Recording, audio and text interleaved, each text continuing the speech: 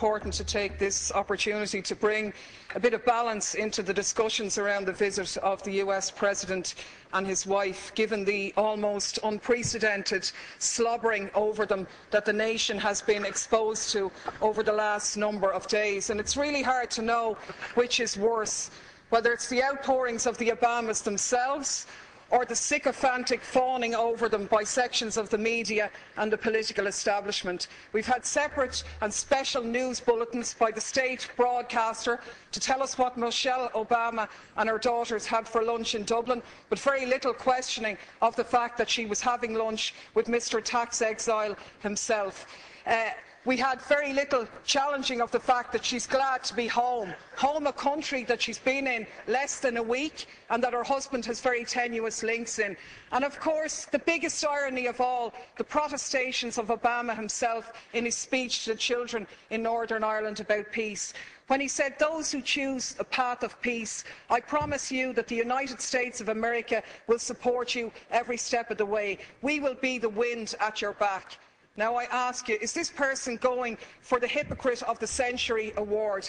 Because we have to call things by their right names. And the reality is that by any serious examination, this man is a war criminal.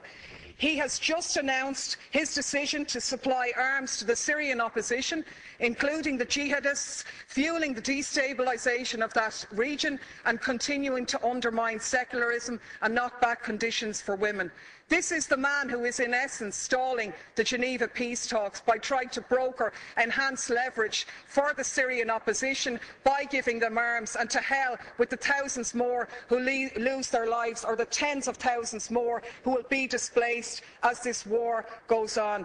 This is the man who has facilitated a 200% increase in the use of drones, which have killed thousands of people, including hundreds of children. And you, Taoiseach, you are the one who's turned a blind eye on these activities. You've talked about the G8 being an opportunity to showcase Ireland. But is it not a reality that you have showcased us as a nation of pimps, prostituting ourselves in return for a pat on the head? To be honest with you, we were really speculating this morning whether you were going to deck the cabinet out in leprechaun hats decorated with a bit of stars and stripes to really mark abject humiliation here. So my question to you, Taoiseach, is as follows.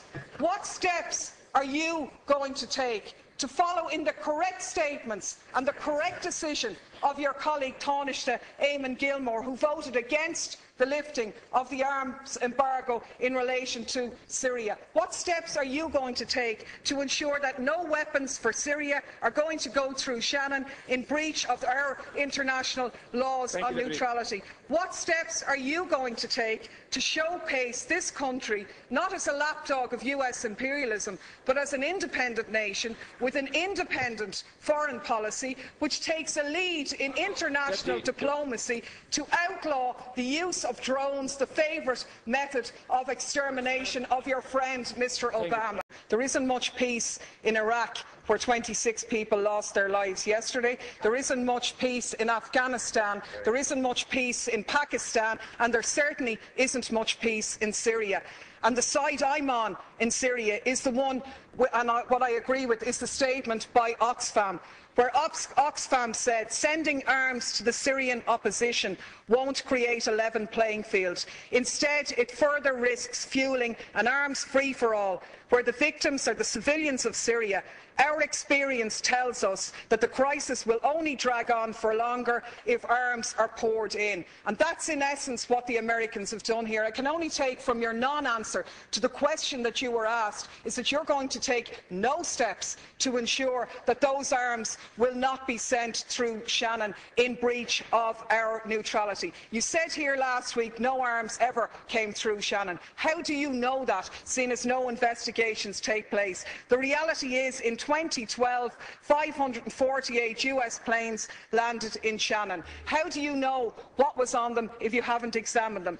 Your Minister for Transport revealed in a parliamentary question that 239 civilian planes landed in Shannon, where they sought permission because they were carrying munitions of war or or dangerous goods on a civilian aircraft. What steps are you going to take to intervene in this situation? And the last point I'll make is that people in this country are very fond of our American brothers and sisters, and I think we stand far more shoulder to shoulder with them by making valid criticisms of their president, who has broken his election promises, rather than just pimping this nation as a tax haven for their corporations. I'm sure the Americans would far prefer if their multinationals paid their taxes at home rather than offshore here, so they could develop their health care, so they wouldn't be wasting money on arms being sent to slaughter people in other countries. Thank you, Deputy.